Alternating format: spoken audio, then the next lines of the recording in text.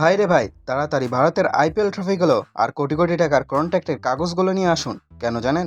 কারণ সেই কাগজ দিয়ে এখন টিম ইন্ডিয়ার ব্যাটারদের চোখের পানি মুছতে হবে। ইতিহাস, জি ভাই, ইতিহাস বদলে গেছে। ক্রিকেটের নতুন মহাকাব্য লেখা হয়ে গেল বেলফাস্টের মাঠে। আয়ারল্যান্ড 2-0 ব্যবধানে ভারতকে হোয়াইট ওয়াশ করে দিছে। ফেসবুকে এক ছোট ভাই স্ট্যাটাস দিছে, ওই ভাই রে, দাদাদেরকেও বাঁচা, আয়ারল্যান্ড তো ওনাদের সব ইজ্জত ধুয়ে মুছে সাফ করে দিল। কথা কিন্তু মিথ্যা না ভাই, যে ভারতের নিজেদের ক্রিকেটের পরাশক্তি ভাবে, যারা কদিন আগেও ওয়ার্ল্ড চ্যাম্পিয়ন হয়ে ট্রফি নিয়ে নাচানাচি করছিল, সেই ওয়ান অ্যান্ড অনলি টিম ইন্ডিয়ার অহংকারের দুর্গ ধুলোই মিশিয়ে দিয়েছে আইরিশ বোলাররা। ইন্ডিয়ান এক্সপ্রেস এখন সোজা বেলফাস্টের খাদে গিয়ে পড়ছে। একটু হিসাবটা বোঝেন ভাই, এই ম্যাচের আগে আয়ারল্যান্ড ক্রিকেট ইতিহাসে ভারতের বিপক্ষে কোনো ফর্মেটেই একটা সিঙ্গেল ম্যাচ জেতার রেকর্ড ছিল না। ওনারা যখনই ভারতের সামনে আসতো, মনে হতো ছোট ভাই বড় ভাইয়ের কাছে এসে সালাম দিয়ে ম্যাচটা গিফট করে চলে যাচ্ছে। কিন্তু এবার আইরিশ ক্রিকেট দল ড্রেসিং রুমে বসে হয়তো Lord of the Rings cinema দেখে মাঠে নেমেছিল। তারা বলল, অনেক হয়েছে বড় ভাইগিরি, এবার বেলফাস্টে আমাদের রূপকথা আমরা নিজেরাই লিখব। তা আবার এক ম্যাচ না, ব্যাক টু ব্যাক 2 ম্যাচে ভারতকে পকেটে পড়ে ওনারা সিরিজ জিতে নিছে। একে বলে খাঁটি সাবান দিয়ে হোয়াইট ওয়াশ।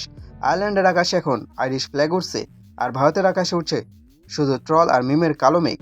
এবার আসুন ভারতের সেই বিশ্ববিখ্যাত কোটি টাকার আইপিএল পারফর্মারদের একটু এক্সরে করি। এই দলে যারা আছেন, আইপিএলের মৌসুমে ওনাদের এক একটা ছক্কা দেখলে মনে হয় ওনারা মঙ্গল গ্রহে বল পাঠিয়ে দেবেন। ওনাদের এক একটা ইয়র্কা দেখলে মনে হয় ব্যাটারদের পায়ের জুতোটাই ছিঁড়ে যাবে।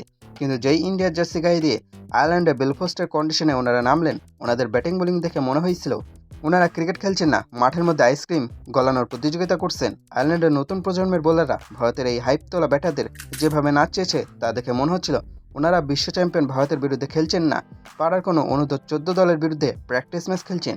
ভারতের কোটি টাকার ব্যাটাররা আইরিশ পেসারদের সুইং আর সিপ মুভমেন্টের সামনে এমনভাবে ব্যাট ঘোরাচ্ছিলেন যেন ওনারা মশা মারার ব্যাট দিয়ে ঘরে মাছে দাঁড়াচ্ছেন।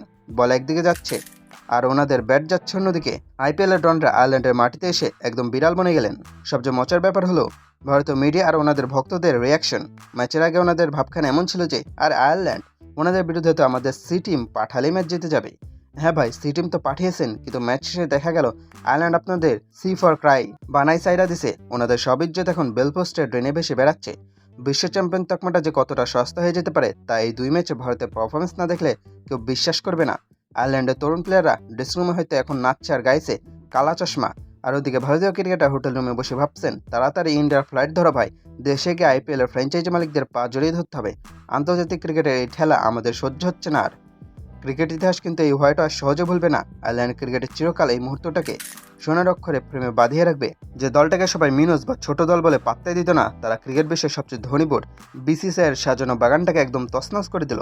ভারতের লজ্জাজনক হারের পর এখন প্রশ্ন উঠছে, তাদের এই মেকিং অহংকার কি এবার একটু কমবে, নাকি ওনারা এখনও দাবি করবেন যে ওনাদের ঘরোয়া লিগের মান দুনিয়ার সেরা? আয়ারল্যান্ডের বোলিং লাইন আপ ভারতকে যেভাবে মাটির সাথে মিশিয়ে দিল, তা দেখার পর বাকি দলগুলো এখন সাহস পাবে।